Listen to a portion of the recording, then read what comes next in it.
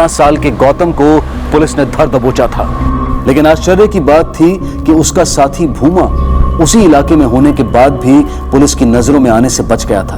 दूसरी तरफ कोलकाता से कई सौ किलोमीटर दूर बांकुरा जिले में बसे उनके गांव छातना में गांव वालों ने गौतम की मां मिताली को डायन करार देकर बंदी बना लिया था और रात बीतने के साथ आने वाली सुबह वो उसकी जिंदगी का फैसला करने वाले थे। भूमा अचानक कहां लापता हो गया था और जिन लोगों के संपर्क में वो था, क्या गौतम अपनी मां तक पहुंच पाएगा? क्या वो बचा पाएगा अपनी मां की जान? और कैसे पहुंचेगी वो इस केस के पीछे छुपे सच तक? ऐसे कई सवालों की एक लंबी लिस्ट है और आइए इन सभी सवालों के जवाब हम खोजते हैं आज इस केस के दूसरे और आखिरी भाग में।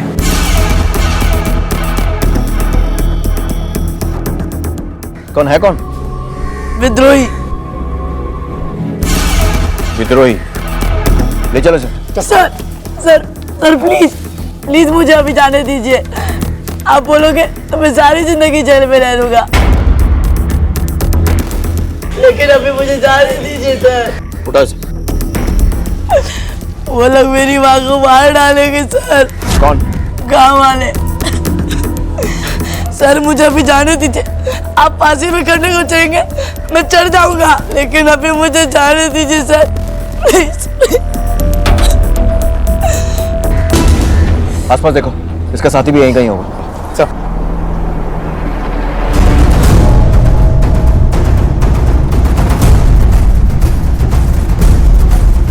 Sir please. सर आसपास कोई नहीं है। कहाँ है तेरा साथी? मुझे नहीं पता, और अगर पता पे हो तो नहीं बताता। ना तो मुझे मार से डर लगता है और ना ही मरने से। अच्छा, तो फिर और किससे डर लगता है? अपनी माँ को खोने से सर। प्लीज मुझे छोड़ दीजिए, मेरी माँ की जान को खतरा है। पुलिस से मिलने के बाद ना सबको अपनी माँ ही याद आती है। सर मेरा यकीन कीजिए, मेरी माँ को वो लोग मार डालेंगे। सर जाने दीजिए प्लीज। गाड़ी में डालो। जाने दो, जाने दो। खुश जैसे मर्डर का मामला नहीं लगता है, बात कोई गहरी है। और ये बच्चा जो अपनी माँ के बारे में कह रहा है, ये सब क्या लगता है आपको सर? हो सकता है खुद को बचाने के लिए झूठ बोल रहा हूँ, या फिर शायद सच भी हो, लेकिन इसकी बात को लाइटली नहीं है सर। मैं हेडक्वार्टर में कॉल करता हूँ। सर छोड़ो मुझे प्लीज। जो छोटा लड़का था वो हमें मिल गया है। हाँ, आप लोग खोज जारी रखिए। जी बिल्कुल बिल्कुल। मेरी हेडक्वार्टर बात हो गई है, हम इसे इसके गांव बांकुरा लेकर जा रहे हैं, क्योंकि यहाँ जो हुआ है उसके तार भी वहाँ से जुड़े हैं। तो उस बात की तफ्तीश भी हो जाएगी और ये अपनी माँ के बारे में सच बोल रहा है या नहीं, इस बात की तस्दीक भी। Let's go. Right sir.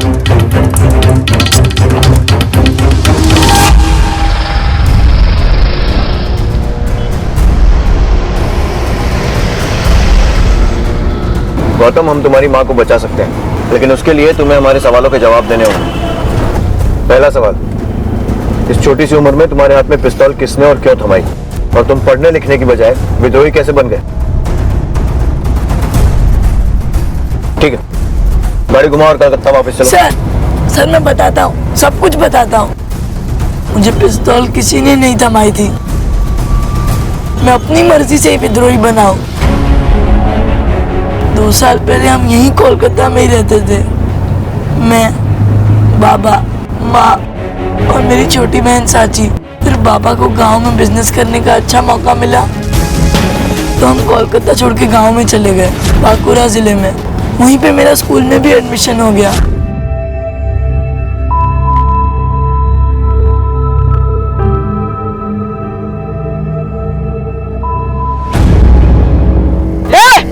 ये बेईमानी है।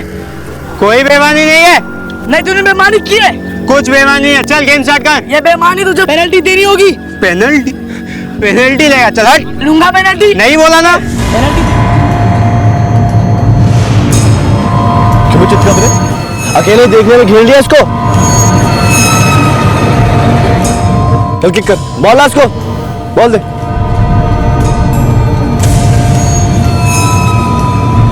गोल।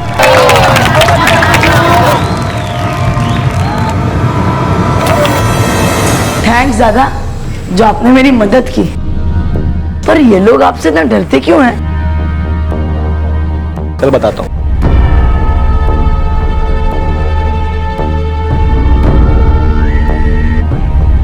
साला तुम लोगों का ना एक समस्या है। तुम सोचते हो कि शर्ट पैंट पहन ली, 4 किताबें पढ़ ली, इंग्लिश में गिट पिटा लिए तो इस समाज की बराबरी कर लोगे। लेकिन असल बात यह कि अगर तुम मर भी जाओ ना तो इस समाज की बराबरी नहीं कर पाओगे। मतलब सब एक जैसे तो हैं, इसमें अंतर क्या हुआ? अंतर है, तू उस जात से है जो धक्का भी खुद खाती है और फाउल भी उसी का होगा। तेरा बाप छोटी जात का और तू भी तो छोटी जात का हुआ, ये है अंतर। तो मैं चलता हूं। अगर हम पलटकर अपने देश के इतिहास पर नजर डालेंगे तो हम पाएंगे कि जाति प्रथा यानी कि जाति के आधार पर भेदभाव हमारी कमियों या बुराइयों में से वो मुख्य कमी या बुराई रही है जिसने हमें एक समाज, एक देश के रूप में वो नहीं बनने दिया जो शायद हम बन सकते थे। जाति भेद कई सौ सदियों से हमारे समाज में मौजूद है और यही इस गलत प्रथा को मानने वालों या फिर इसका समर्थन करने वालों का सबसे बड़ा तर्क होता है। वो इसे सामाजिक परंपरा का नाम देकर इससे बंधे रहना चाहते हैं। वो ये समझना ही नहीं चाहते हैं कि हमारी परंपरा वसुदेव कुटुंबकम रही है, ना कि जाति, रंग, नस्ल या वर्ग के आधार पर इंसान को बांटना।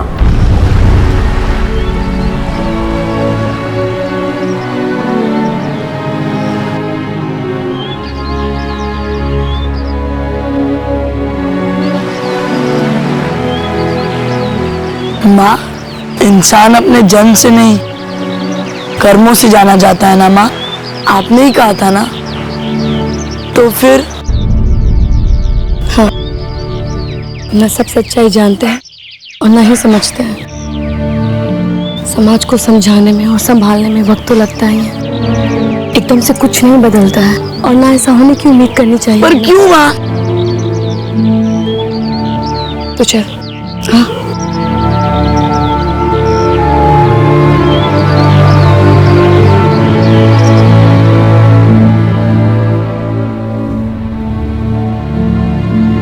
ये लो, इसे पी जाओ लेकिन एक ही सांस में। माँ ये तो बहुत गर्म है, मैं इसे नहीं पी सकता। क्यों? क्योंकि तुम्हें गर्म दूध पीने की आदत नहीं है। लेकिन अगर मैं फिर भी जिद करूं कि तुम इसे पी जाओ तो तुम अपना मुंह जला बैठोगे। लेकिन इसी दूध को अगर धीरे धीरे फूंक फूंक के पियोगे तो तुम इसे पी पाओगे। उसी तरह समाज को एक दिन में बदलने की कोशिश करोगे तो अपना हाथ और मुंह दोनों जला बैठोगे। समझे? अब सुन उस दिन क्या हुआ था। क्या हुआ था भाई? मजा आ गया। ए गौतम,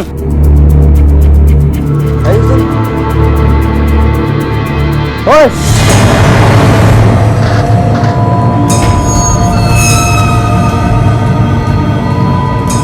क्यों चिपका बरे? उस दिन बेटा कुछ नहीं बोला तो ज्यादा चर्बी चढ़ गई। नहीं दादा। फिर क्या? जल्दी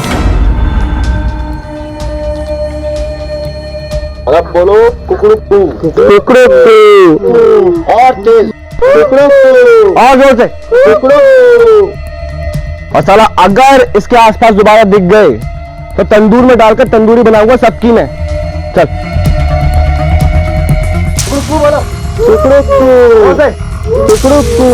और जोर से बोलते रहो। ये लोग आपसे इतना डरते क्यों हैं? इस कपड़े से? और जो इससे ना डरे ना,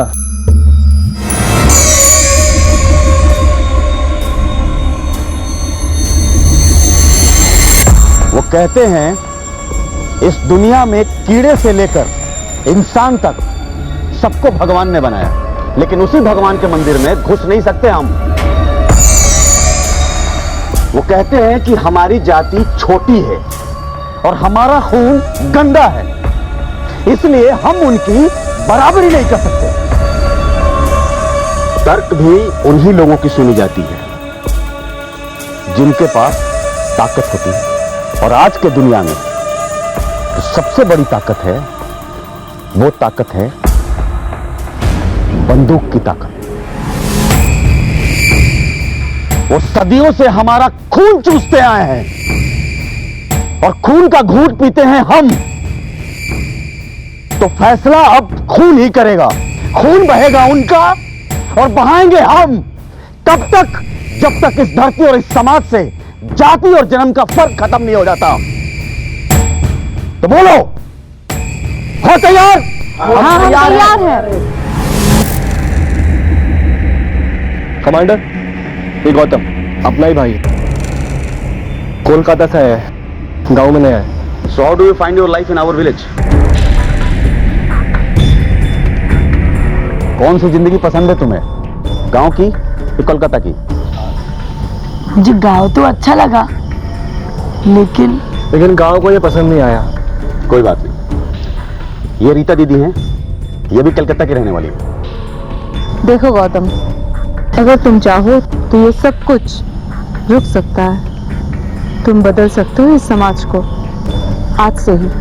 लेकिन मेरी माँ तो कहती है कि जैसे गर्म दूध को एक सांस में नहीं पिया जा सकता, वैसे ही समाज को एक दिन में भी नहीं बदला जा सकता है। तुम्हें क्या लगता है ये चित्तरंजन और उसके दोस्त जैसे लोग ऐसे ही बदल जाएंगे? कभी नहीं। बस एक तरीका है उन लोगों को बदलने का। क्या?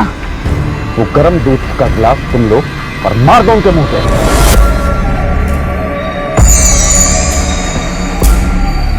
क्या आप जानते हैं कि 21वीं सदी का सबसे खतरनाक हथियार कौन सा है?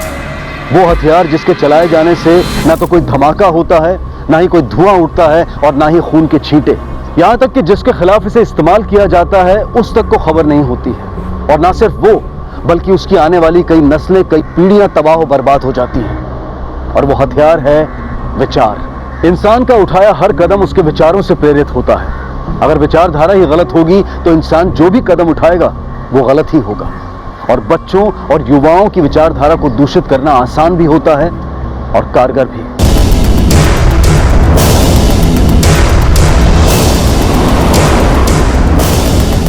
अभी अभी बारात से निकले, गांव की तरफ जा रहा है। ठीक है।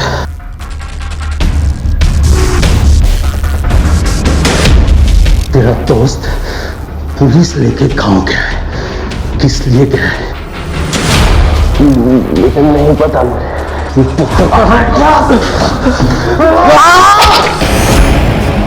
फिर उन लोगों ने तुम्हें अपनी टोली में शामिल कर लिया, क्यों? इन दिनों हमारे गांव में सीआरपीएफ की एक टुकड़ी आई हुई थी और झुमकी की मां ने उनके पास कमांडर के खिलाफ मुखबरी की थी। सब खबर है।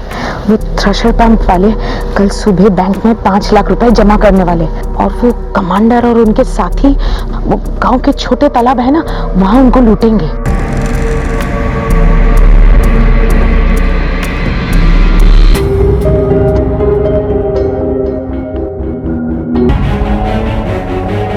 एक बात बताओ, पहली बार पिस्तौल किस उम्र में चलाई थी?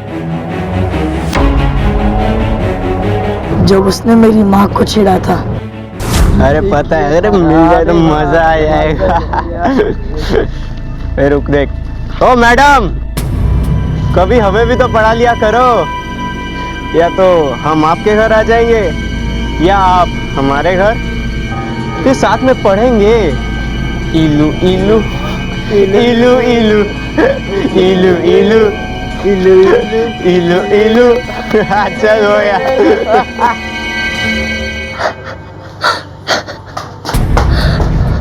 अरे साची, क्या हुआ? तू रो क्यों रही है? आज जब मैं और माँ स्कूल से लौट रहे थे तब चित्रंजन ने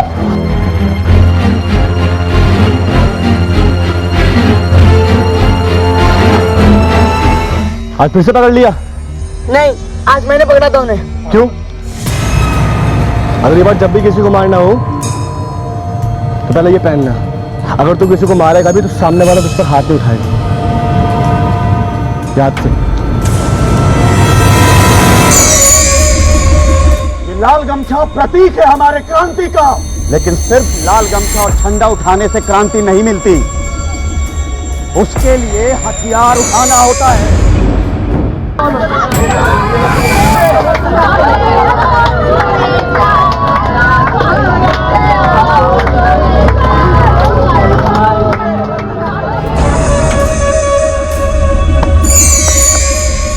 शाबाश। अरे ये हुई ना बात, क्या बात है। अरे वाह, क्या बात है। हाँ, पहली बार में इतना तगड़ा हाथ, बहुत बढ़िया। कमांडर, ये सब गौतम की बहादुरी की वजह से हुआ है। अच्छा, तुम लोग एक काम करो, पुलिस तुम लोगों को खोजेगी। तुम यहाँ से सीधा घर जाओ और घर वालों को बोलना कि 2 दिन के लिए तुम जा रहे हो क्रिकेट मैच खेलने के लिए बांकुड़ा में, और वहां से सीधा तुम यहीं चले आना। यहाँ 2 दिन आराम से छिप कर रहो तुम लोग। 2 दिन के बाद मामला ठंडा होगा, फिर चले जाना। ठीक है? चलो ठीक है, चल। बहुत आगे जाएगा ये लड़का, लगता है आगे चलकर तुम्हारी जगह यही लेगा।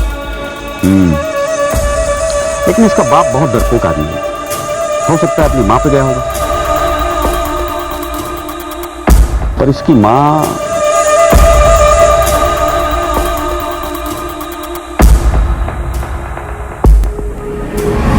कमांडर के मुंह से अपनी तारीफ सुनकर गौतम की खुशी का ठिकाना नहीं रहा था।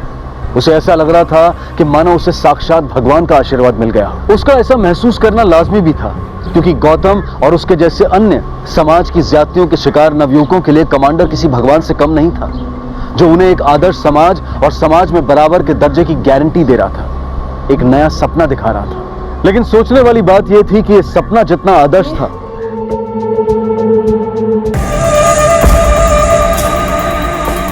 जरा इधर आइए।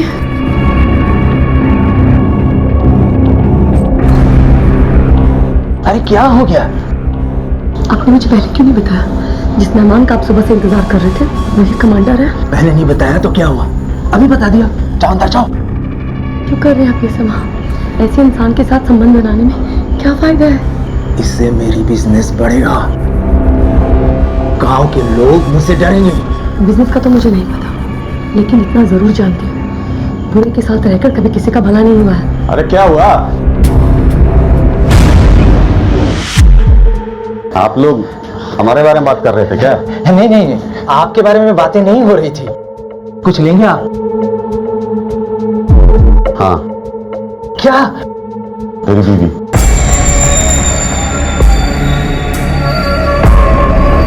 ये क्या कहते हैं आप? ये मेरी धर्मपत्नी है। अरे तो आगे भी तेरी धर्मपत्नी रहेगी भाई। अब इसे कोई डोली पर सजा के ले जाने की बात नहीं कर रहा हूँ, सिर्फ सेज पे सजाने की बात कर रहा हूँ। और बिरादरी से भाई हैं हम दोनों। एक ही चीज दोनों भाई के काम आ जाए तो इससे अच्छा और क्या हो सकता है। चल बाहर जा, और जब तक ना कहूं तब तक आना नहीं। जा। कमांडर साहब। अच्छा जा। अरे बाहर करो। ये मेरी। रावेश, तुम कुछ बोल क्यों नहीं रहे हो? रावेश, रावेश, खबरदार जो मुझे हाथ लगाया। तू जो सोच रहा है वो कभी नहीं हो सकता। ये बेटी है ना तेरी? मेरे आदमी इसके साथ क्या करेंगे पता नहीं है तुझे? चल चल चल।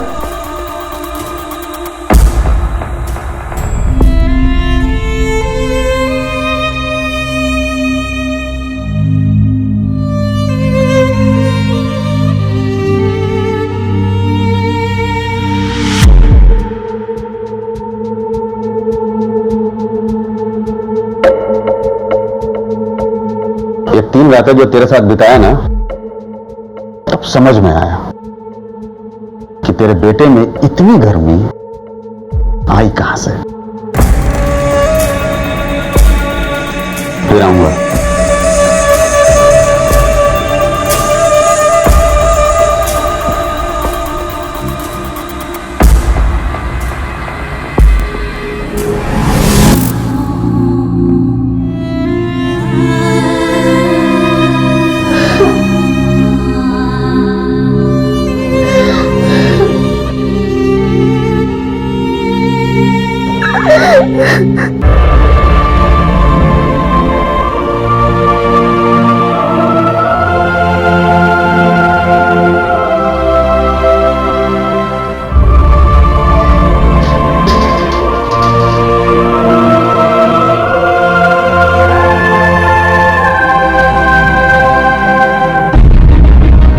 हम यहाँ से जा रहे हैं। अभी नहीं रहना हम यहाँ पे।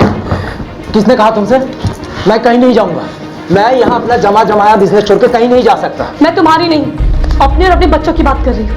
और तुमने ये सोचा भी कैसे कि तुम्हारी नापुंसकता देखने के बाद मैं या कोई भी औरत तुम्हारे साथ रहना चाहेगी? क्या कहना चाहती हो? प्रवेश, अपने दिल से पूछ के देखो, अगर मैंने कुछ भी गलत कहा है तो तुम एक नहीं 10 थप्पड़ मार लेना, रोकूंगी नहीं मैं तुम्हें। हम कहीं जा रहे बाबा? बाबा नहीं, मैं, तू और साक्षी जा रहे हैं यहाँ से। चल अपना सामान बांध। मैं नहीं जाऊंगा माँ, ये गांव मेरा है, ये धरती और यहाँ के लोग मेरे हैं। मेरा धर्म और फर्ज है कि मैं उनकी रक्षा करूं, और मैं अपना फर्ज अधूरा छोड़कर कहीं नहीं भागूंगा। ये क्या बोल रहा है तू? हाँ, तू उस कमांडर से मिला था ना? बोल, मिला था ना? हाँ, मैं मिला था उस कमांडर से, और उसकी जुबान इसलिए बोल रहा हूँ क्योंकि वो जो भी कहता है एकदम सच कहता है। मैंने सोचा था दाग सिर्फ मेरे दामन में लगी है, लेकिन तू उस कमांडर से कभी नहीं मिलेगा। लेकिन क्यों माँ? चल यहाँ से। माँ चल, माँ कमांडर से नहीं कह रहा। माँ मेरी बात सुनो। माँ मुझे खोलो माँ, मेरी बात सुनो माँ। यहाँ एक भी आदमी ऐसा नहीं था जो कमांडर के या उसके साथियों के खिलाफ आवाज उठा सकता, उनकी खिलाफत कर सकता। ऐसे में मिताली का उसके सामने आकर खड़े होना और उसकी ज्यादतियों की खिलाफत करना एक बहुत हिम्मत भरा फैसला था। जैसे कि एक दिया कई दियों को रोशन करके रात के अंधेरे को मिटा देता है, वैसे ही मिताली गांव के दूसरे लोगों के दिलों में हिम्मत जगाने की मुहिम पर निकल चुकी थी। अब सवाल यह था कि कमांडर के फैलाए अंधेरे को क्या मिताली की जलाई रोशनी मिटा पाएगी? क्या कमांडर का राज इस इलाके से खत्म होगा? मैंने तय कर लिया है, मैं पुलिस में जाके इनके खिलाफ रिपोर्ट लिखवाऊंगी। क्या आप सब लोग मेरे साथ हैं? विक्रम नाम है उसका, अपोजिशन पार्टी का युवा नेता है। वो यूनिवर्सिटी में पढ़ता है और स्टूडेंट के बीच में काफी पॉपुलर है। आने वाले कुछ महीनों में यूनिवर्सिटी में इलेक्शन होंगे। अगर वो लड़का इलेक्शन में खड़ा हो गया तो हमारी तुलिका कभी भी नहीं जीत सकती। विक्रम को किसी भी कीमत पर तुलिका के रास्ते से हटाना होगा। आप क्या बोलते हैं, किसको भेजना सही होगा? जो भी समझदार और हिम्मत वाला हो, क्योंकि इस काम में कोई गलती की गुंजाइश नहीं है, याद रखना। तो भूमा, गौतम, वो भोला भी है दिखने में और मासूम भी, उस पर कोई शक भी नहीं करेगा। भूमा उसके साथ जाएगा स्टैंड बाई पर। मगर सर, मैंने तो सुना है कि उसकी माँ ने उसको घर में बंद करके रखा है, ना ही उसको कहीं बाहर जाने दे रही है और ना ही किसी बाहर वाले को मिलने अंदर आने दे रही है। तो फिर तुम उसकी फिक्र मत करो, मैं निकाल लूंगा उसे। लड़का स्मार्ट है, कलकत्ता रह भी चुका है, शहर को अच्छी तरह जानता भी है। उस पर कोई शक भी नहीं करेगा। उसे भेजने पर होगा क्या, उसके मां के हाथ पैर भी बंधे रहेंगे। हाँ, साली आजकल बहुत ज्यादा उड़ने लगी है। गौतम बड़ा हो रहा है निकाली, ये तरीका सही नहीं है उसे अपनी बात समझाने का। लेकिन इसके कदम बहल रहे हैं मास्टर जी, और मुझे डर है कि इस गलत रास्ते में कहीं वो आगे ना निकल जाए। नहीं, ऐसा कुछ नहीं होगा। हमें उसकी एनर्जी को चैनलाइज करना चाहिए, बाकी सब अपने आप ठीक हो जाएगा। कैसे मास्टर जी?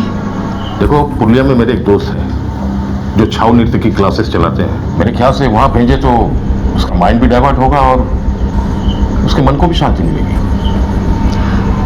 अगर ये आपको ठीक लगता है तो मुझे कोई आपत्ति नहीं है। बाहर निकलो।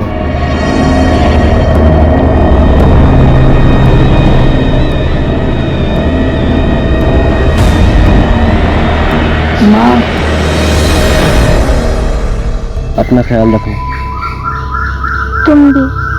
और जब मैं वापस आऊंगा ना तो तेरे लिए कुछ ऐसा लेकर आऊंगा जिसको देखकर तू बहुत खुश हो जाएगी। सच्ची? पर तुम ऐसे अचानक क्यों जा रहे हो, वो भी अकेले? अकेले का जा रहा हूँ, मेरे साथ गौतम भी तो जा रहा है। गौतम? हाँ। पर वो तो पुरुलिया जा रहा है ना नाच सीखने। कौन बोला? सीमा ने बोला।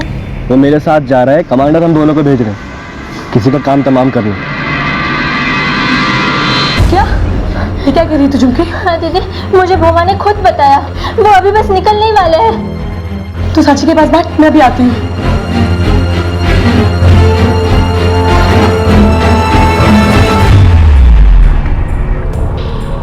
बड़ा धोखा कैसे दे सकते आप मुझे? कहाँ है मेरा बेटा?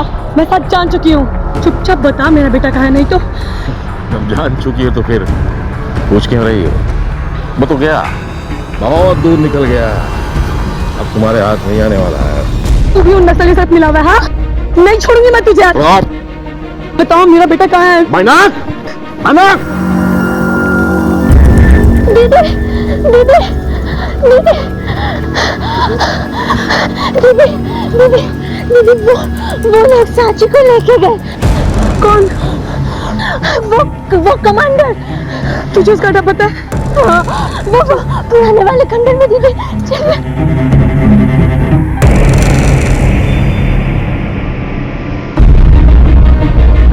रमेश, रमेश, वो साची, वो कमांडर हमारी बेटी को उठा के लेके गया। उसकी तबीयत ठीक नहीं है, प्लीज कुछ करो। मैंने बोला ना तुम्हें, लेकिन तुमने नहीं मानी। अब भुगतो। रमेश!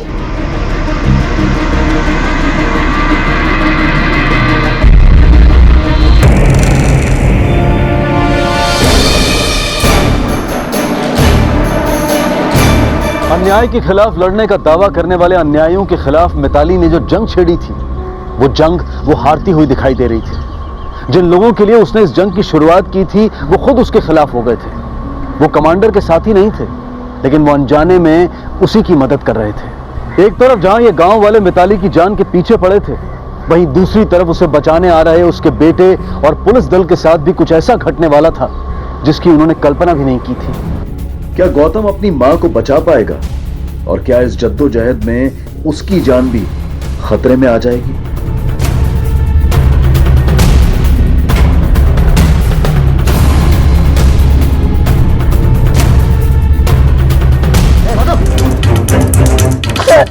मुझे प्लीज जाने दीजिए, वो लोग मेरी माँ को मार डालेंगे। मुझे जाने दीजिए, जाने दीजिए सर प्लीज। तुमने क्या कर रहे थे वहां? कब? हमारा अटैक फेल हो गया है। गौतम को पुलिस ने पकड़ लिया, पुलिस लेकर यहाँ पे आ रही है, कभी भी आ सकते हो। अब हमें क्या करना चाहिए सर? वो बाद में सोचेंगे, पहले इस औरत को मार डालना बहुत जरूरी हो गया हमारे लिए, वरना अगर ये पुलिस को जिंदा मिल गई, सारे के सारे मारे जाएंगे, कुछ नहीं बचेगा। मार डालो इसे। अरे लेकिन गांव वाले सारे काम पे गए हुए हैं, वो शाम को लौट के आए। अरे चुप! अरे उनके फैसले के बिना कैसे हो सकता है? उनके फैसले और जाहिर के बाद फैसला करेंगे। तो फैसला करने के लिए नहीं, फैसला हमारा सुनने के लिए है, और हमने फैसला कर लिया है। चला दो इसे।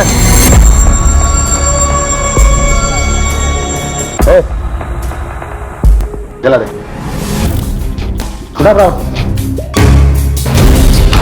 ठीक है, कर रहे, छोड़ो मुझे, जाने दो मुझे, छोड़ो मुझे। उन लोगों ने मेरी माँ को भी ऐसे ही मार डाला था, डायन बताकर। तेरी माँ को भी।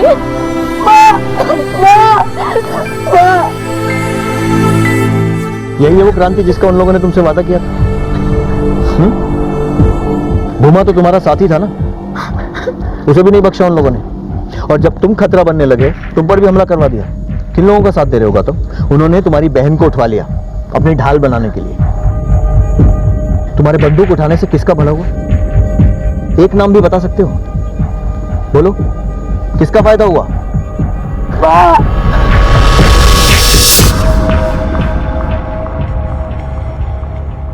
सर, मैं आपको सब कुछ बताऊंगा। मैं जानता हूँ वो लोग कहाँ गए होंगे। घोष, सर, हमें उन लोगों पर अभी अटैक करना होगा, नहीं तो वो लोग स्टेट बॉर्डर क्रॉस कर जाएंगे। लेट्स गो, संभालो सर। माँ, माँ, माँ, माँ, माँ।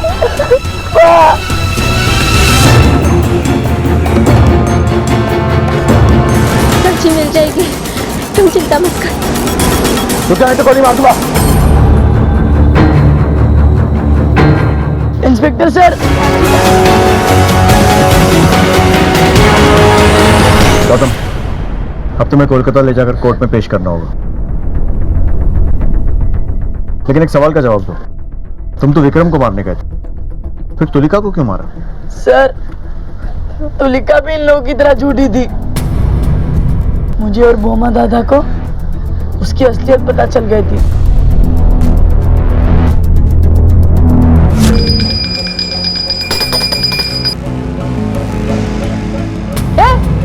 क्या कर रहे हो तुम?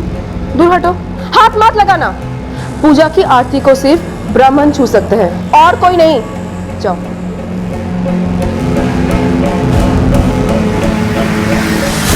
कुछ नहीं बदला सर, लेकिन मेरा सब कुछ बर्बाद हो गया, सब कुछ बर्बाद हो गया मेरा। आजी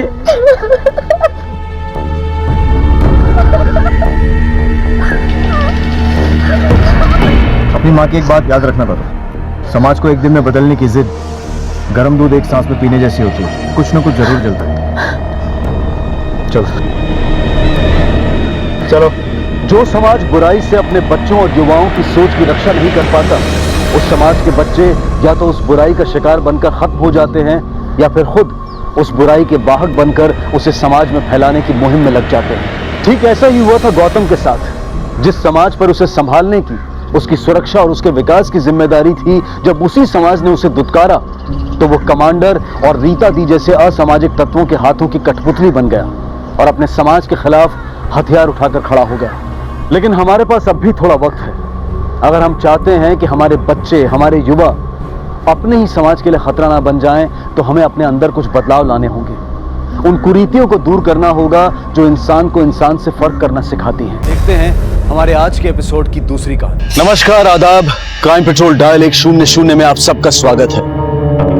कई बार हमारी जिंदगी से जुड़े कुछ ऐसे राज होते हैं जिन्हें हम दुनिया के सामने लाने से डरते हैं। हमें इस बात का डर होता है कि अगर ये राज लोगों के सामने आ जाएंगे तो हमें लेकर उनका नजरिया हमेशा के लिए बदल जाएगा। और कभी कभी ऐसे ही राज को राज रखने की कोशिश में कुछ लोग जुर्म का रास्ता इख्तियार कर लेते हैं। उन्हें लगता है कि ऐसा करने से सब कुछ ठीक हो जाएगा, लेकिन वो ये भूल जाते हैं कि जुर्म के रास्ते की सिर्फ एक मंजिल होती है और वो है जेल की सलाखें। आइए देखते हैं गाजियाबाद उत्तर प्रदेश से आज का ये दिल दहला देने वाला केस, जो हमें सोचने पर मजबूर कर देगा कि क्या एकदम नजदीकी रिश्ते वाकई में दिल के भी करीब होते हैं।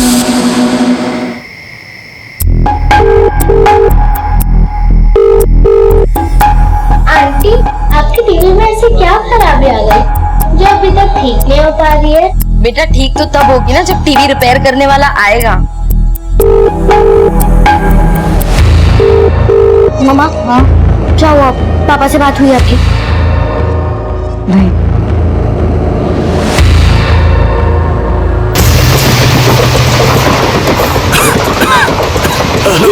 हेलो हेलो राजन, राजन हेलो। आप कुछ बोल क्यों नहीं रहे हैं? बोलो, आवाज आ रही है तुम्हारी। ये आपकी आवाज को क्या हो गया? हेलो हेलो राजन, आप ही बोल रहे हैं ना? हाँ, मैं राजन ही बोल रहा हूँ। राजन, आपकी तबीयत तो ठीक है ना? राजन, मैं आपको कब से फोन लगा रही थी, आप मेरा फोन भी नहीं उठा रहे। राजन, मुझे बहुत घबराहट हो रही है। आप हैं कहाँ? आप घर कब तक आएंगे? शशि जीते जी तो कभी। राजन, आप ये क्या बोले जा रहे हैं? क्या कह रहे हैं आप ये? मेरी जिंदगी पटरी से उतर गई है शशि। अब मैं ऐसे खुद के जी नहीं सकता।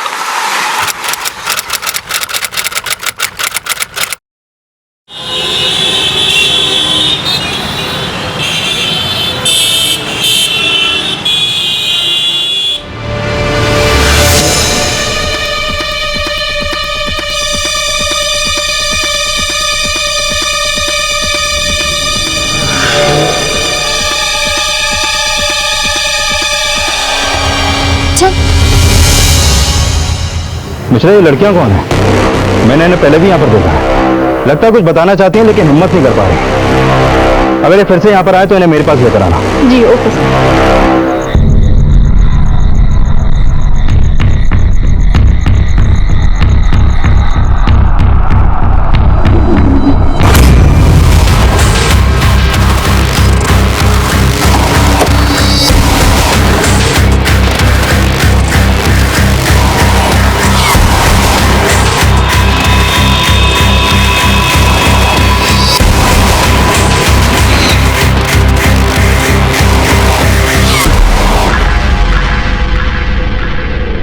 आपको कुछ ना कुछ एक्शन तो लेना ही होगा, वरना हमें मजबूरन पुलिस में कंप्लेन करनी होगी। मैडम, पिछले 10 दिन में ये तीसरी बार हुआ है कि कोई हमारे कमरे में घुस रहा है। सारे मेले स्टाफ को बुलाओ। Yes ma'am. पता तो चले कि आजकल औरतों वाला शौक किसके दिल में जग गया है।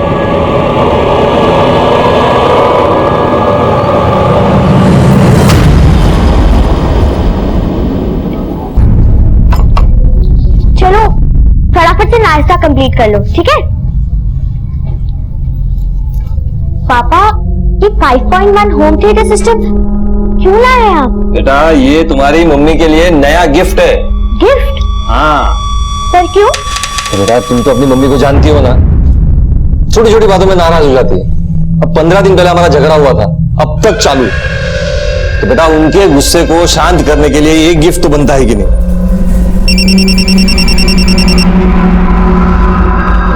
मैं चलता हूं बेटा, रागिणी मैडम के 4 कॉल आ गए मेरे को। हाँ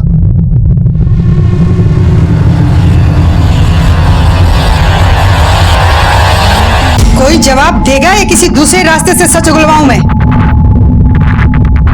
मैम, ये टिक्कम सिंह से पूछिए, मुझे तो इसी पे शक है। पहले ये तो बताइए मैडम, चोरी किस चीज की हुई है? टिक्कम सिंह, तुम सब बेफिक्र रहो। तुम सबके दरवाजे के लॉक्स चेंज कर दिए जाएंगे, उसकी कोई डुप्लीकेट चाबी भी नहीं होगी। और ध्यान रहे, मेरी नजर आप सब पर रहेगी। किसी ने भी गलत करने की कोशिश की तो सीधा जेल जाएगा। तुम सब जाकर नाश्ता कर लो।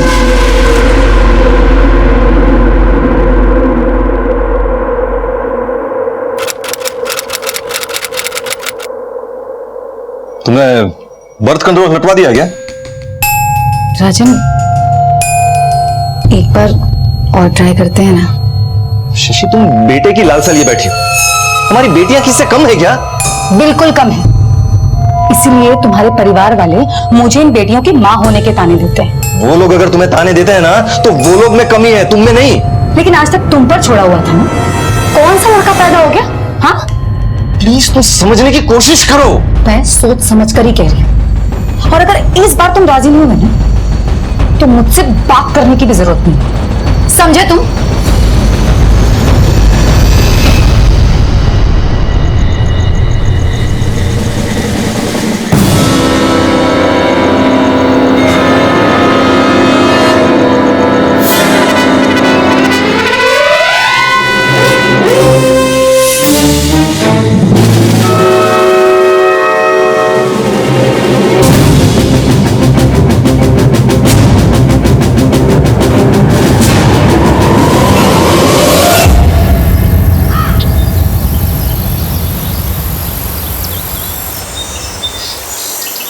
Good morning. Good morning.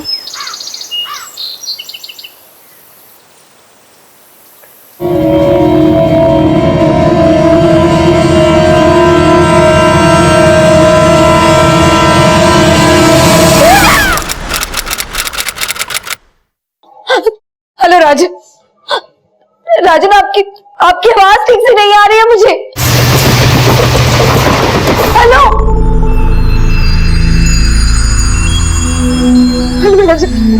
राजन, मुझे आपकी आवाज नहीं आ रही। मैं स्पीकर पे रख रही हूँ फोन।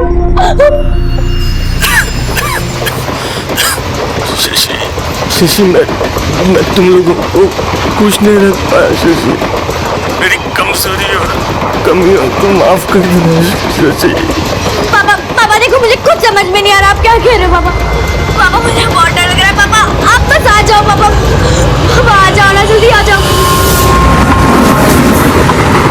हॉस्टल के सारे कमरों के लॉक बदले जाने के बावजूद पूजा के कमरे में कोई आ गया था।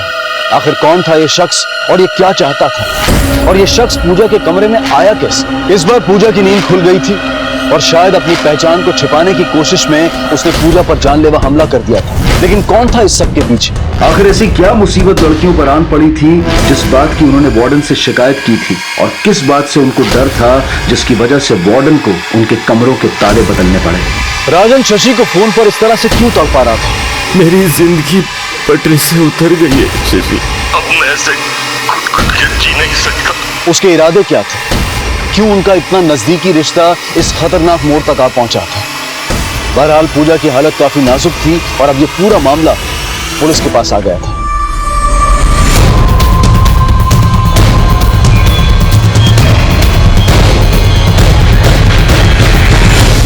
लेकिन जिस चीज से वार किया गया है वो यहाँ क्राइम सीन पर कहीं भी दिखाई नहीं दिया। मैंने पूरा कमरा चेक किया। उसके घर वालों को खबर की?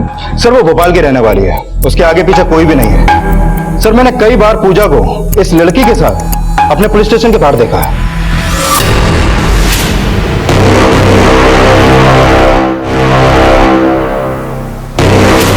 तुम्हारा नाम क्या है? रानी। रानी, मैंने कई बार तुमको पूजा के साथ अपने पुलिस स्टेशन के बाहर देखा है, लेकिन हर बार तुम दोनों बिना कुछ बताए पुलिस स्टेशन के बाहर से वापस लौट गए हो। ऐसा क्यों? सर पूजा कंप्लेन करना चाहती थी, लेकिन मैं ही उसे हमेशा रोक देती थी। अगर मैं रानी को कंप्लेन करने से नहीं रोकती तो आज उसके साथ ये सब कुछ नहीं हुआ होता। किसके खिलाफ कंप्लेन करना चाहती थी पूजा?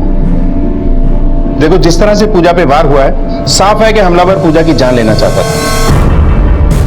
तुम पूजा की रूममेट हो। जिस वक्त ये हादसा हुआ तुम कहाँ थे? सर मैं कॉल सेंटर में जॉब करती हूँ और कुछ दिनों से नाइट शिफ्ट पे हूँ, और कल रात को भी मैं जॉब पर ही थी। रानी, क्या जरूरत थी तुझे नाइट शिफ्ट में काम करने की? तुझे पता है तू नहीं है तो मुझे कितना डर लग रहा है। प्लीज रानी, प्लीज तुम ना अपनी शिफ्ट मॉर्निंग में करवा ले। देख पूजा, तू टेंशन मत ले, और वैसे भी रागिनी मैम ने हमारे सारे दरवाजों के लॉक्स चेंज करवा दिए, इसलिए हमारे कमरे में अब हमारे अलावा कोई नहीं आ सकता। अब तो चुपचाप सो जा, मैं सुबह आके मिलती हूँ। लेकिन सुबह जब मैं हॉस्टल आई और रूम का दरवाजा खोला तो पूजा गिरी हुई पड़ी। लेकिन कोई पूजा की जान क्यों लेना चाहेगा? सर कुछ दिनों से हमारे कमरे में से रात को कोई हमारे अंडरगारमेंट्स चुरा रहा था। जी सर। इसलिए कल ही रागिनी मैम ने हमारे सारे दरवाजों के लॉक्स चेंज करवा दिए थे। लॉक्स चेंज करवाने के बाद मैंने चाबियां लड़कियों को ही दे दी थी, और उसकी कोई डुप्लीकेट चाबी भी नहीं थी।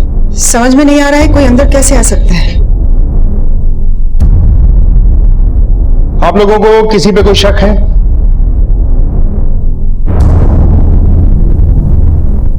कुमार सर, आप लोग आइए मेरे साथ।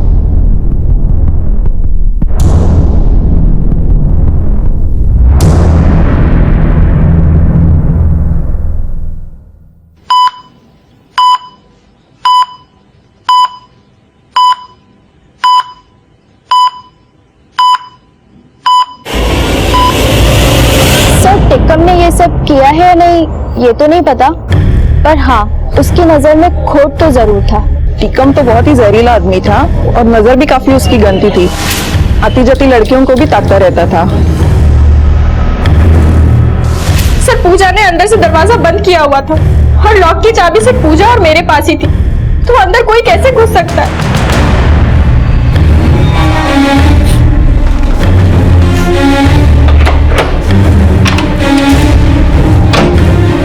ना तो कोई फोर्स्ड एंट्री है और ना ही पूजा इतनी रात को किसी के लिए दरवाजा खोलेगी।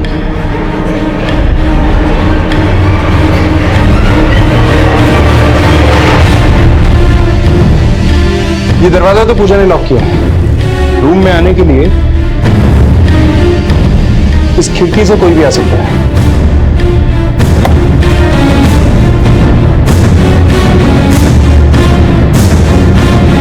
चेतन,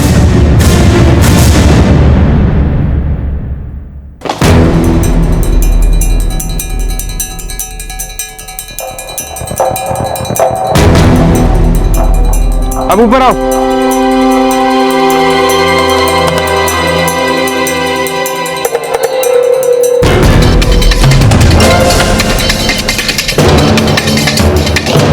चेतन, यहां से नीचे जाकर ऊपर आने में मुश्किल से 1.5 मिनट लगते हैं।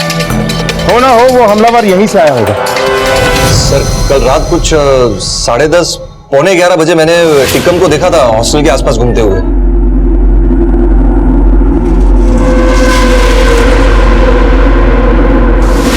लेकिन सर ये उसी ने किया कि नहीं ये मैं नहीं बता सकता। और उस समय तुम क्या कर रहे थे हॉस्टल के पास? सर मैं तो इस हॉस्टल की मेस का मैनेजर हूँ, यहीं पास में ही रहता हूँ।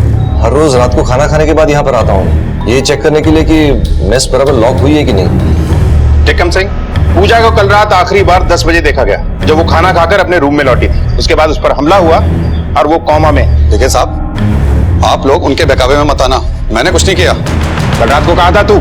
वो साहब, मैं अपने दोस्तों के संग बैठ के पी रहा था, पत्ते भी खेल रहे थे मेरे रूम पे। कौन से दोस्त? बंटी और बबलू। साहब टिक्कम तो कल रात हमारे साथ ही था। हम लोग पूरी रात उसके रूम पे बैठ के पत्ते खेल रहे थे। अगर तुम लोग पूरी रात उसके रूम में बैठकर पत्ते खेल रहे थे तो क्या टिक्कम था तुम्हारे साथ पूरी रात? नहीं साहब, वो पूरी रात तो हमारे साथ नहीं था, बीच में ही कहीं चला गया था। तुम लोग खेलो, मैं अभी आता हूँ। कहाँ जा रहे हो टिकम? आ रहा हूँ अभी। रात को 10:30 बजे सारे दाव पेच बीच में छोड़कर कौन से पत्तों पे किस्मत आजमाने निकला था तू? देख, सच बोल दे, वरना हमारे दाव पेच तुझ पे भारी पड़ेंगे। साहब मैं हॉस्टल का केयर टेकर हूँ, मुझे रात को भी काम करना होता है। मैं सिर्फ राउंड अप के लिए निकला था रात को, और मुझे गेट भी बंद करना था साहब। लड़की मरते मरते बची, कोमा में अपनी जिंदगी के लिए लड़ रही है। अभी तो हम तुम्हें जाने दे रहे हैं, लेकिन तुम्हारे खिलाफ अगर कोई भी सबूत हमारे हाथ लगा तो याद रखना, ये हवालात ही तुम्हारा घर बनेगी। सर इस केस में टिक्कम सिंह के अलावा ऐसा और कोई नहीं है जो हमारे शक के घेरे में हो। मैंने सबसे पूछताछ की, पर बाकी सब लोग ना तो किसी पर शक कर रहे हैं और ना ही किसी के पास किसी के खिलाफ कोई शिकायत है। पूजा कोमा से बाहर है? नहीं सर, अभी तक तो नहीं, लेकिन इस केस के सिलसिले में मेरी उसकी डॉक्टर से बात हुई। सर उनका कहना है कि पूजा पर हमला करने वाले की हाइट पूजा से शायद थोड़ी ज्यादा होगी, क्योंकि पूजा को चोट ठीक उसके सर के ऊपर लगी थी। लेकिन हमारे पास उसके खिलाफ कोई सबूत नहीं। सर हमने हॉस्टल से जुड़े हर शख्स की हाइट क्रॉस चेक की। टिक्कम के अलावा एक राजन भी है जिसकी हाइट पूजा से ज्यादा है। सर मैं तो इस हॉस्टल की मेस का मैनेजर हूँ, यहीं पास में ही रहता हूँ।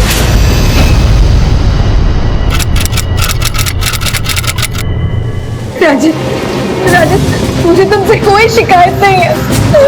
मेरे लिए, बच्चों के लिए वापस आ जाओ राजन। वापस नहीं आ सकता जी, थोड़ी देर में ट्रेन आ जाएगी।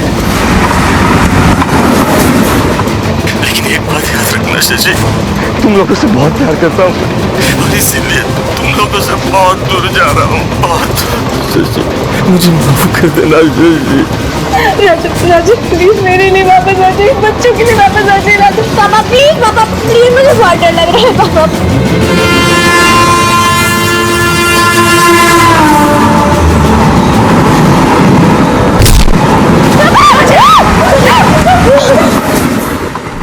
इस केस में हमारे पास किसी के खिलाफ भी कोई सबूत नहीं है। ये केस एक ऐसी अंधेरी गुफा में है जिसका दूसरा सिरा नजर भी नहीं आ रहा। सर, ये लोग मिलना चाहते हैं। सर प्लीज हमारी मदद कीजिए, मेरे पति की जान खतरे में है। क्या हुआ उन्हें? ये सुनिए, मेरी जिंदगी पटरी से उतर चुकी है शशि।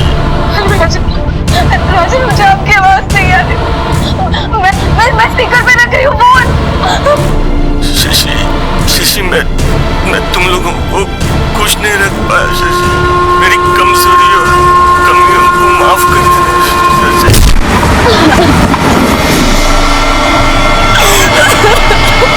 लेकिन आपने ये कॉल रिकॉर्ड क्यों किया था? सर पिछले कुछ हफ्तों से मुझे ब्लैंक कॉल्स आ रहे थे।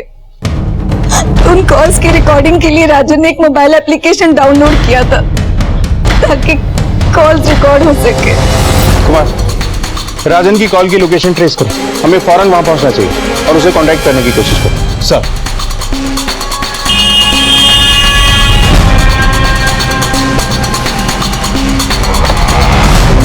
सर इस तरफ है। सर राजन की लास्ट लोकेशन इसी रेलवे ट्रैक की थी, लेकिन अभी उसका फोन स्विच ऑफ आ रहा है। लगता है डिप्रेशन में आकर उसने अपना फोन बंद कर दिया। चप्पा चप्पा सर्च करो।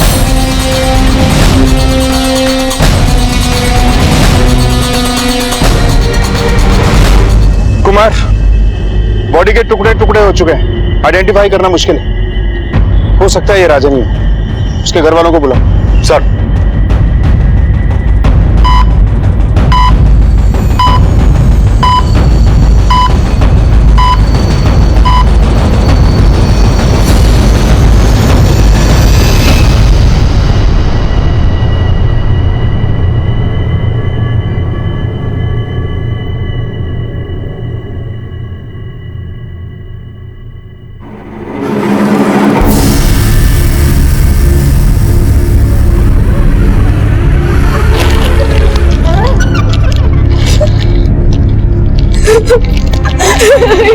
राजन के कपड़े सर,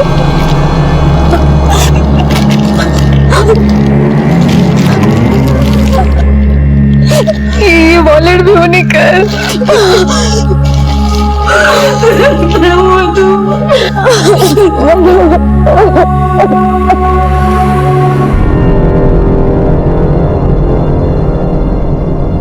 सब मैंने राजन के इन कॉल रिकॉर्ड को अच्छी तरीके से चेक किया, इसमें कुछ खास तो नहीं मिला। उसकी लास्ट कॉल 11:15 बजे शशि को ही हुई थी। ये देखिए सर, राजन की मौत अपने पीछे कई गहरे सवाल छोड़ गई और इन सारे सवालों के जवाब पाने के लिए हमें इस केस को गहराई से खंगालना होगा। मे बी सिर्फ पूजा पे हुआ हमला इसकी वजह नहीं। एक काम करो, राजन और उसकी फैमिली के बारे में उनके मोहल्ले में पूछताछ करो। सर, आपकी वजह से पापा ने सुसाइड किया।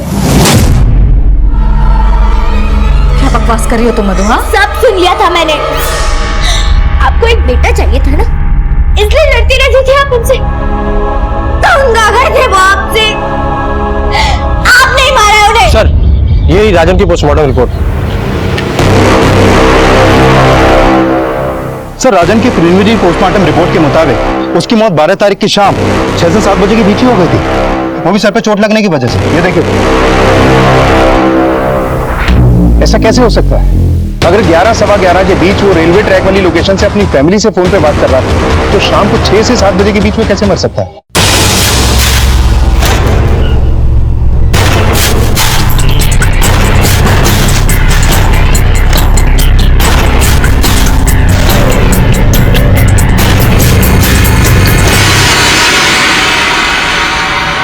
क्या सर, ये कैसे हो सकता है? 11:15 बजे रात तक तो राजन मुझसे ही बात कर रहे थे। रिकॉर्डिंग सुनी थी ना आपने? क्या आपको वाकई में यकीन है कि इस रिकॉर्डिंग में जो आवाज है वो आपके पति राजन की है? हाँ सर, बिल्कुल। बस जिस समय उन्होंने फोन किया था तो खांसी की वजह से थोड़ी सी आवाज भारी आ रही थी। लेकिन आप ऐसा क्यों पूछ रहे हैं? ठीक है, टाइम टू टाइम इस केस की डिटेल्स आपके साथ शेयर करते रहेंगे। अभी आप जा सकते हैं। जी सर।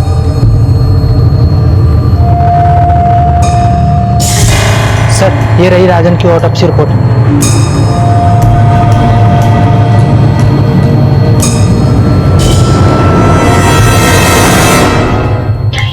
सर, ये राजन की ऑटोप्सी रिपोर्ट। इस रिपोर्ट के मुताबिक उसकी बॉडी में काफी मात्रा में अल्कोहल पाया गया है सर। क्या? हाँ सर। लेकिन ऐसा कैसे हो सकता है? जहां तक हमें पता है राजन तो शराब पीता ही नहीं। और अगर ये राजन है तो उस रात फोन पे कौन था?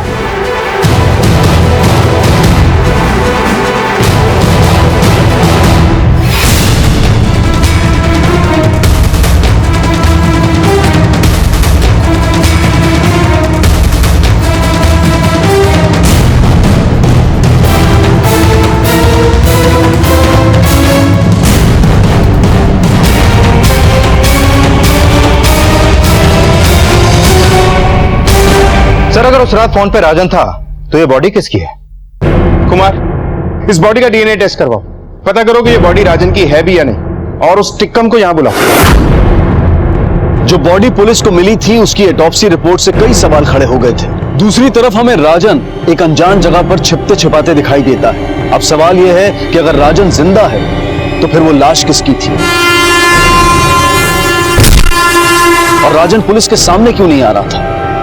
इस केस के सारे राज अब और भी गहरे होते जा रहे थे। सर, टिक्कम सिंह को ढूंढने की बहुत कोशिश की, पर जब से रागिनी ने उसे हॉस्टल से बाहर निकाला है उसे किसी ने नहीं देखा। उसके फोन को ट्रेस किया, अभी उसका फोन स्विच ऑफ आ रहा है, और उसके फोन की लास्ट लोकेशन यही कविनगर के पास बाईपास के पास एक जंगल की है, वो भी 12 अगस्त की। सर, कहीं ऐसा तो नहीं कि हॉस्टल के अंदर हो रही वारदातों और पूजा पर हुए हमले के पीछे इसी का हाथ हो और अभी जंगल में छुपकर बैठा है? चलो।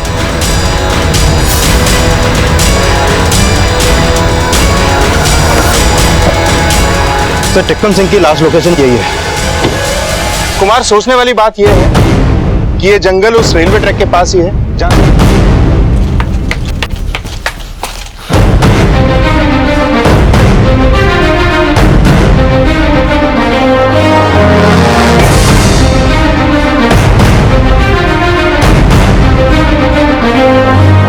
सर, ऊपर आइए जल्दी।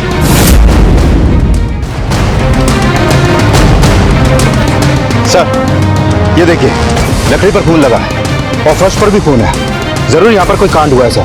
कुमार, इसका मतलब है कि राजन हमारे साथ बहुत बड़ा गेम खेल रहा है। जो बॉडी हमें रेलवे ट्रैक से मिली थी, हो सकता है वो टिक्कम ही है, क्योंकि ये लोकेशन रेलवे ट्रैक से कुछ ज्यादा दूर नहीं है। और एक और बात, मरने वाले की बॉडी से हमें अल्कोहल के ट्रेसेस मिले, जबकि राजन तो शराब पीता ही नहीं था और टिक्कम हर रोज शराब पीता था। इसका मतलब है जो हमें दिखाया जा रहा है सच वो नहीं है। सर, अगर राजन ने टिक्कम को मारा है तो इसके पीछे उसका क्या फायदा? क्या इन दोनों का पूजा के केस में कोई गहरा ताल्लुक तो नहीं? हम लोग डीएनए टेस्ट की रिपोर्ट के आने का वेट करते हैं ताकि पता चले कि रेलवे ट्रैक से जो बॉडी मिली है वो टिक्कम है भी या नहीं।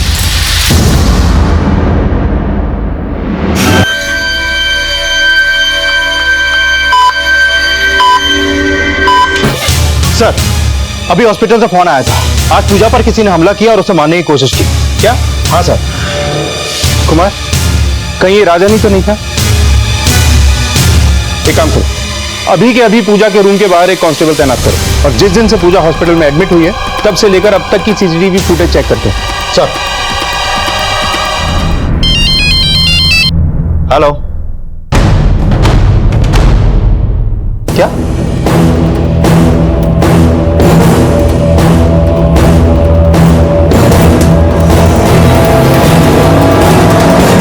तो राजन है।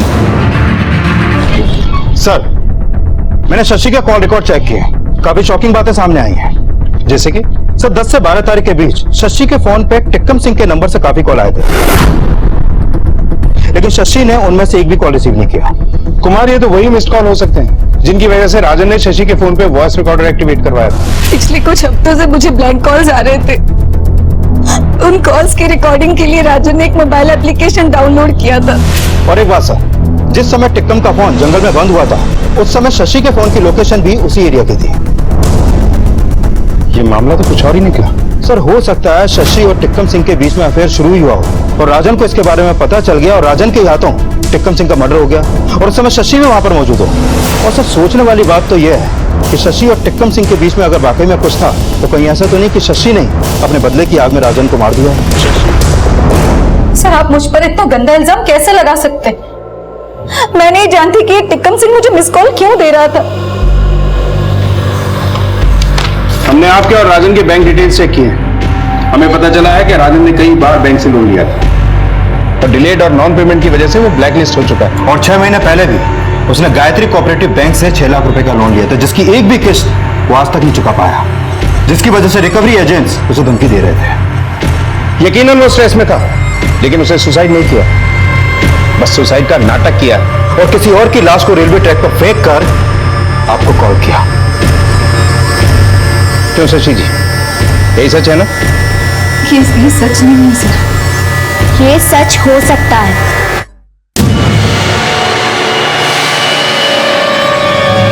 हाँ सर, मेरे पापा मम्मा को खुश करने के लिए कुछ भी कर सकते थे।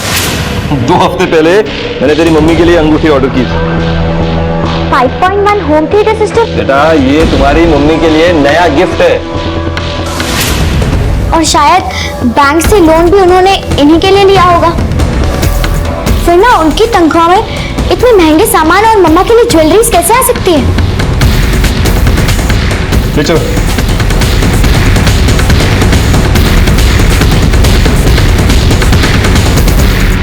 सर, राजन मेरी वजह से बैंक से लोन लेते थे ताकि मेरी इच्छाएं पूरी कर सके और मैंने इस बात का पूरा फायदा उठाया। पिछले 2 महीनों से बैंक के रिकवरी एजेंट्स राजन को फोन करके धमकाने लगे। राजन इस बात से परेशान थे। क्या हुआ?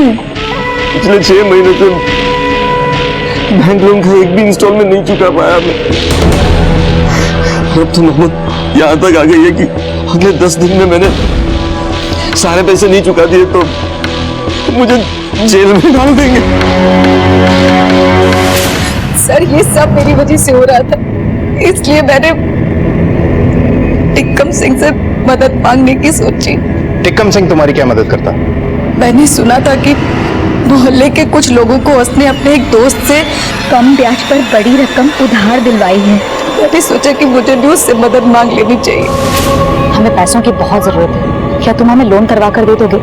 लेकिन उस मदद के बदले में उसने जो कीमत मांगी वो बहुत ज्यादा बड़ी थी। लेकिन अपने परिवार के भविष्य के लिए मैंने उसकी बात मान ली। मैंने अपना वादा पूरा किया, अब तुम भी मुझे जल्दी से जल्दी लोन करवा कर दो। कौन सा लोन?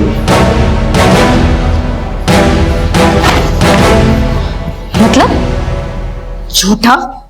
तुमने मुझसे झूठा वादा करके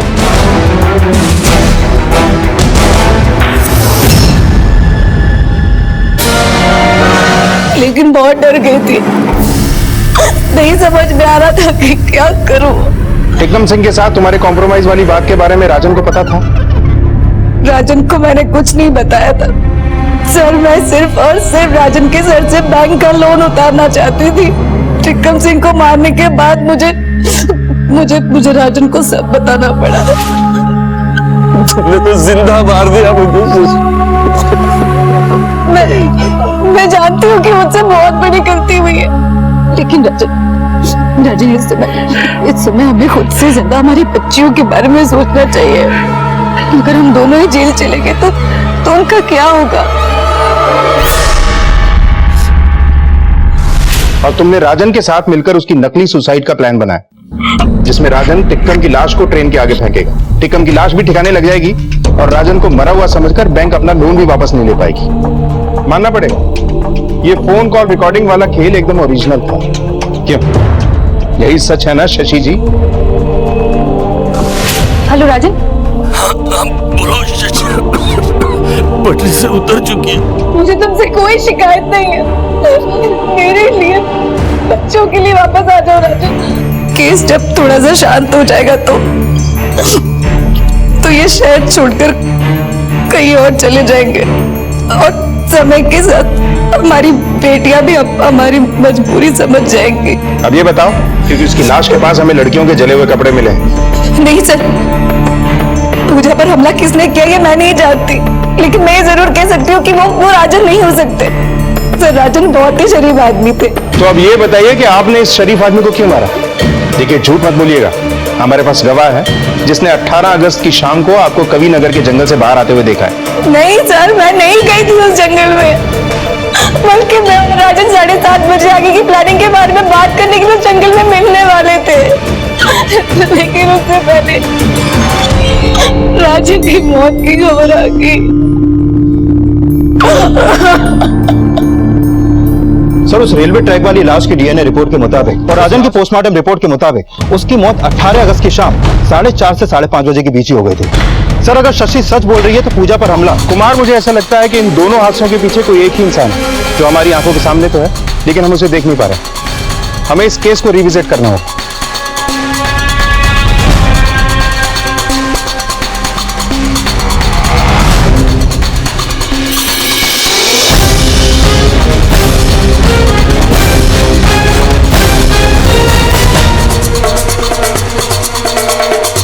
इसकी एंट्री हुई है 3:30 बजे।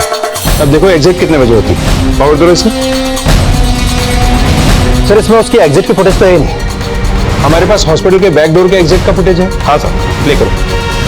और हाँ, 3:30 बजे के बाद से प्ले करो। स्टॉप करो, जूम करो। ये देखो, एग्जिट यहां से हुई है। सर, हॉस्पिटल में इसकी एंट्री 3:30 बजे मेन डोर से और एग्जिट 5:30 बजे हॉस्पिटल के बैक डोर से, वो भी इतनी हड़बड़ाहट में। उठा के लाओ इसे। सर, सीसीटीवी फुटेज के हिसाब से एक आप ही ऐसी विजिटर हैं जो पूजा से मिलने ऑलमोस्ट हर दूसरे दिन हॉस्पिटल जाती थी। और चौंकाने वाली बात यह है कि सिर्फ आप ही एक ऐसी विजिटर हैं जो 3 से 4 घंटे तक हॉस्पिटल में रुकती थी। क्यों? तुम सब बेफिक्र रहो, तुम सबके दरवाजे के लॉक्स चेंज कर दिए जाएंगे। तुम सब जाकर नाश्ता कर लो। समझ में नहीं आ रहा है कोई अंदर कैसे आ सकता है। चलिए मैं बताता हूं। 17 अगस्त दोपहर 3:30 बजे आप हॉस्पिटल में गई थी। गई मेन डोर से थी, लेकिन वापस नहीं आई। क्यों? चलिए ये भी मैं बता देता हूं। 17 अगस्त को शाम 5:30 बजे आप हॉस्पिटल के बैक डोर से बाहर आई घबराहट में, और ये वही टाइम है जब पूजा पे हमला हुआ था। बोलिए क्यों किया आपने ऐसा? क्यों मारना चाहती थी आप पूजा को? बताती हूँ जी। पूजा पर हमला मैंने किया था। लड़कियों के अंडर गारमेंट्स भी मैंने ही चुराई थी। और ऐसा तुम क्यों कर रही थी? क्योंकि इतने सालों से मैं अपना सच छुपाती चली आ रही थी। इस उम्र में आकर मुझे लगा कि मैं दिन पर दिन घुटती चली जा रही हूँ। मेरा सच नासूर बनता चला जा रहा है। कौन सा सच? थोड़ा विस्तार से बताएंगे वार्डन साहिबा? लेस्बियन होने का। और इसका खुलासा ना तो मुझे नौकरी देता और ना ही मेरे हॉस्टल का बिजनेस। तो आपने अपने सच का सामना लड़कियों के रूम में चुपके से जाकर उनके अंडरगारमेंट चुरा के किया।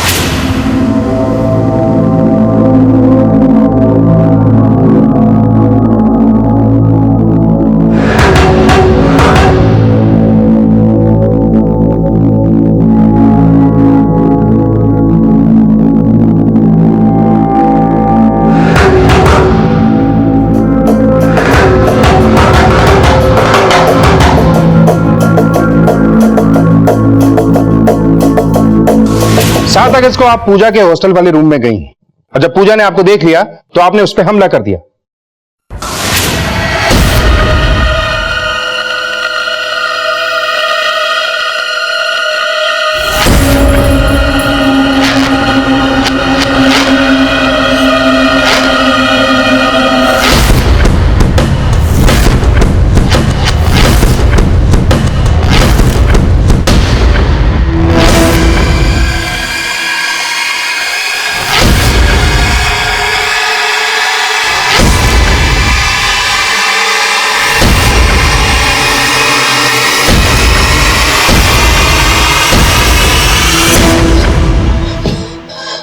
मुझे ये डर था कि हॉस्पिटल में होश आया तो मेरी सच्चाई वो सबको बता देगी। मैंने पहला मौका देखते ही उस पर हमला कर दिया, लेकिन फिर से वो बच गई। और राजन को क्यों मारा? राजन को मैं मारना नहीं चाहती थी, वो मौके का शिकार हो गया। मतलब? मुझे ये डर था कि कहीं आप सर्च वारंट निकालेंगे, मेरे कमरे की तलाशी लेंगे तो लड़कियों के अंडरगारमेंट्स मिल जाएंगे। इस डर से मैं सारे कपड़े लेकर हॉस्टल के पीछे वाले जंगल में चली गई।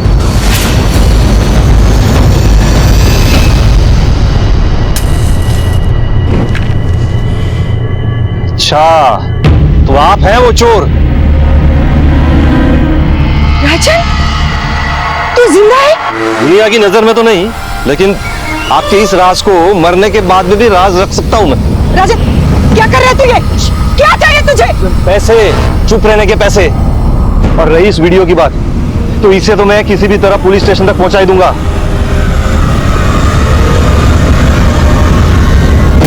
कितने पैसे चाहिए तुझे? 6 लाख, और वो भी इसी वक्त। ठीक है, मैं लेके आती हूँ। आधा घंटा रुकूंगा खाली, ज्यादा नहीं।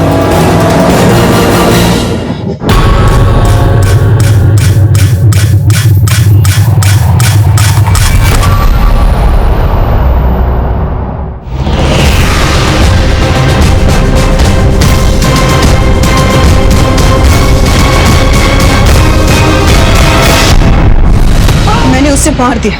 मुझे डर था कि पैसे लेकर भी कहीं वो अपनी जुबान से मुकर गया तो मेरी सच्चाई जमाने के सामने आ जाएगी, और मैं जरा भी खतरा मोल लेना नहीं चाहती थी। मिस रागिनी माथुर, सूर्य ग्रहण की वजह से सच्चाई की रोशनी को कुछ मिनटों के लिए रोका तो जा सकता है, लेकिन किसी भी हाल में उसे छुपाया नहीं जा सकता। अब ये बात जेल की सलाखों के पीछे बैठ के सोचती रहना।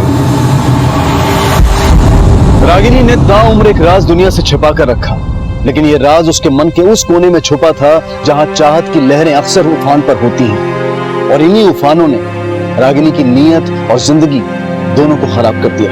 राजन की पत्नी शशि की बढ़ती मांगों ने राजन को इस बात के लिए मजबूर किया कि वो अपनी चादर से ज्यादा पैर फैलाए, लेकिन शायद वो ये भूल गया कि फिजूल खर्ची और बेवजह मांगों की कोई सीमा नहीं होती। अपनी गलतियों को जब शशि ने सुधारना चाहा तो टीकम ने उसका शोषण किया, और टीकम अपनी गंदी नीयत और नीच हरकतों की वजह से मारा गया। अब मैं अनूप सोनी आपसे विदा लेता हूं, फिर मुलाकात होगी अगले एपिसोड में एक और चौंका देने वाले केस के साथ। तब तक अपना और अपने परिवार का ख्याल रखें और देखते रहें क्राइम पेट्रोल डायल 100। सबक एक को सीख हम सबको। जय हिंद। इस तरह के और भी एपिसोड देखने के लिए हमारे चैनल को सब्सक्राइब करें और बेल आइकन दबाना ना भूलें।